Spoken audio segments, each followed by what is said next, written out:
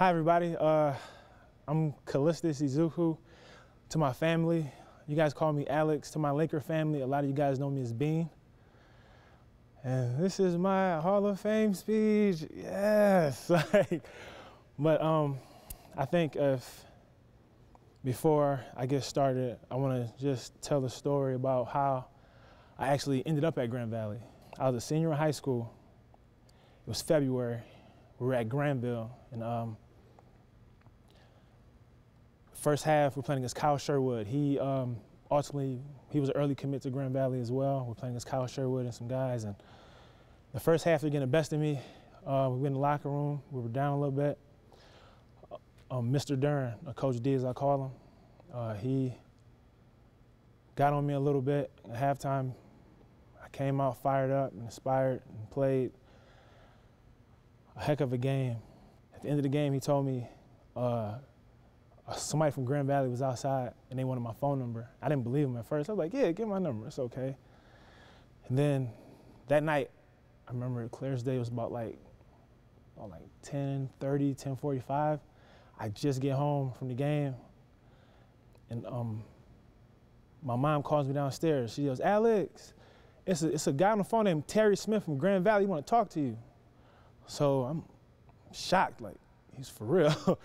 I go downstairs and he asked me, did I ever think about playing college basketball? And where did I think about playing? And what I thought about Grand Valley at the time. Well, would you want to come to Grand Valley?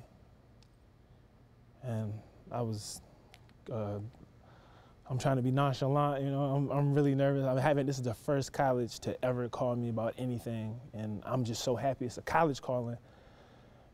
And he was like, yeah, well, I think we can offer you possibly like a scholarship. If you're up to it, we can possibly offer you one. And he was like, well, I'll call you back in a week and we can talk about it then if you would like.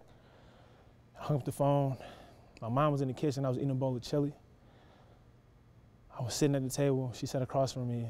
She was like, what do you talk to you about? And I was like, he asked me if I want to go to school. And he was like, I think he's wanting to offer me a scholarship. What do you think? And she was like, do you want to go? Like, I don't know.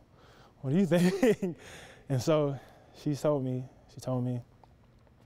well, if you don't go, how else would you go to school? And I thought about it. And then the next day, we're at basketball practice. I talked to Mr. Dern about it on my way home. He said, it's not like colleges are beating your door down and they're offering. So if you don't go, where other schools are you going to go to, or how are you going to go to school? And then the very next day, it was a Monday, he calls me at school. I went to Tony and E's office, his football office in the weight room, and I verbally committed a short 2 days after being offered. After my first collegiate phone call, I committed 2 days later, and I'll never forget it. I remember it like it was yesterday, because after that, like, everything changed. Like, basketball changed. Like, I started developing a lot more and became a lot more confident and became a much better player after Terry Smith decided to give me a phone call. I don't know what was, I don't know, he might have gave me Jordan secret stuff in the phone call, I don't know. But I remember it, and I just want to say, Terry Smith, if you're in the crowd, I'm trying to I just want to thank you, because this wouldn't be possible had you not decided to call me. While I was here, you know, we won a lot of games. We accomplished a lot of stuff. We accomplished it together. We accomplished GLIAC championships, won a North title 3 out of my 4 years. We won the conference tournament 2 out of the 4. Losing my junior year to Finley at Finley, the only gym I've never won in. And to my fellas, my guys, I would call you all by name here in a second. I just want to say thank you all for, we had like team success. That's why I was successful individually. And you guys like pushed me every day, like physically had to push me on the 2 mile because Coach Wesley moved my time down. And sorry.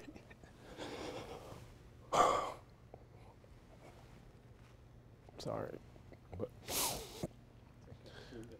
But for you guys, man, I just want to thank y'all, man. Thank my Laker family, everybody, because if it not been for y'all, I mean, I don't really succeed. I mean, people come to college, people leave college. I was in a class with 11 freshmen. At the end, my 5th year, there's only 2 of us, me and Tommy. And Tommy's my guy. I love Tommy like one of my mother's kids. And like, it just meant so much to me at the end. Like, I had Tommy there with me because he was the only person there with me from day one. Like, the first day I walked on campus, Tommy was down the hall. And then some,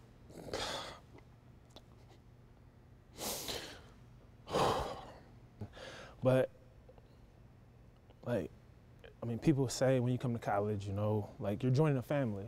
I mean, with me and Grand Valley, it was essentially a family because like everybody, like teachers, I mean, staff, even the admissions people who took the time to let an inner city kid in who probably wasn't the most qualified individual, but you took a chance, and for that, I'm grateful.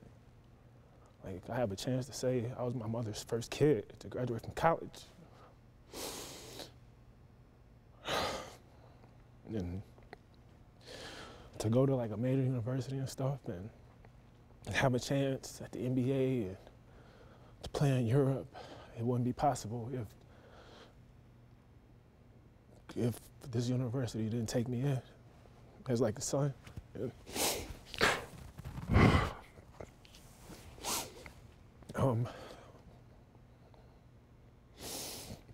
Like it was beyond basketball. In my senior year, I gave my teammates, my Laker family, everything I had. And I'm sorry we fell short, but we had a lot, we did a lot. We were almost perfect. Perfection was what we were after. And we almost achieved that. But, but I just want to thank my mom and Mr. Duran, because like these two believed in me, well, like essentially what nobody else did. I'm a big, 6'6", skinny kid walking around, you know, just want to play. You know, Mr. Duran would pick me up. I was friends with his nephew. He would pick me up. We would go to church. He would tell me on the way home, man, you got skills to pay the bills. You know, you gotta just keep working, and then don't get discouraged when you get fouled and they're not calling it. Just keep playing. And I took what he told me, and then I took it to heart what he was saying. Then had some success. That's one thing. My mom, my sister, my granny. So I think my mom again. My mom, you don't know what you mean to me. I can't tell you. Not no speech like this, because I mean, you mean too much.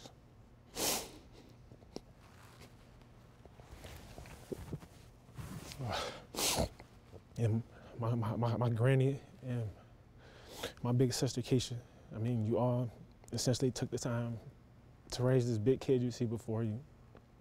And it was just real hands-on. And so, I mean, I love all you. I love all you, my brothers and sisters. I love all y'all with all my heart. But I have to take the time and thank my extended family, my Laker family, the people who are there. I'm gonna start with Melvin White, the only senior, my redshirt freshman year, and then my actual redshirt year. And I actually played, it was Marcus. Marcus set a great example for me. He showed me how hard you gotta work, not only on the floor, but off it. And Jerry Wallace, Courtney, Grouser, Bassett. Thank y'all, man. Thank you. It's just words can't express. Mike, Dan, Kyle. I hope I'm not forgetting anybody. I love y'all, man. And Brian Arnold. We went through it. We went through it together. We had some ups, some downs. We fought, practiced, literally fought. You know, but we stuck together. We were a family. And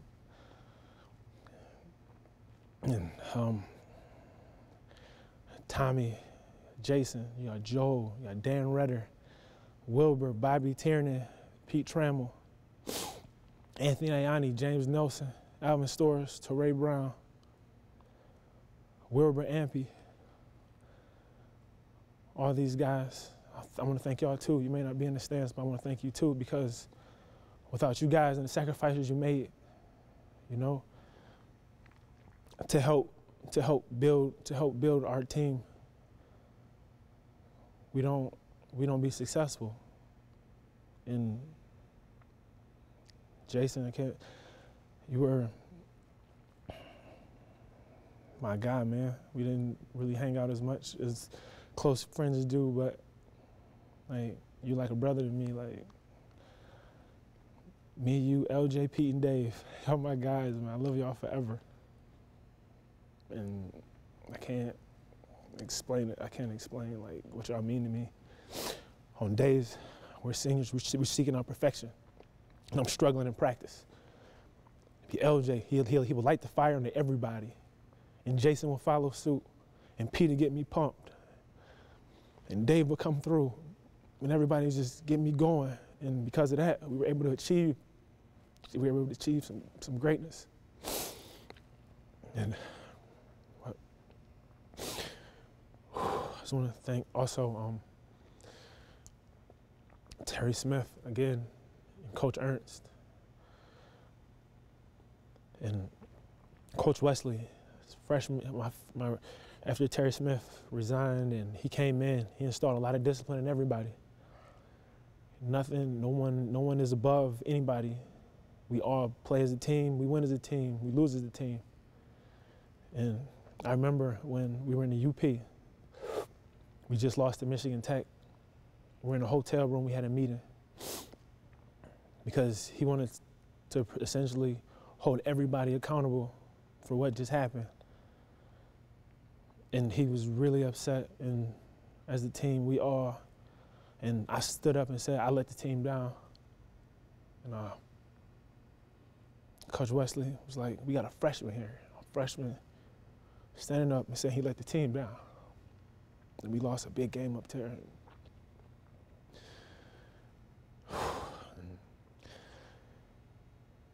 I honestly believe in my heart that I didn't choose Grand Valley. Grand Valley chose me. He stuck with me when I don't want to get out of bed, or I don't want to come, I don't want to train in the summers. I just want to play, or I'm struggling in statistics. And Bassett helped me with statistics and stuff. I just want to thank everybody. Sandra bringing me rice and beans in the summertime, because I was like really skinny. I was like $180. 180 pounds. She bringing me, rice and beans in the summer. Tommy's mom giving me breakfast burritos and freezing them to make sure, like in the summer, when I'm not at home, like I'm eating enough so I could maintain some weight, so I could help my team. And Jason's mom invited me into her home. Don't know me from a can of paint. She invited me into her home. And I just want to say thank you to all my teammates' mothers, because you essentially was like my mother. I just hope all my teammates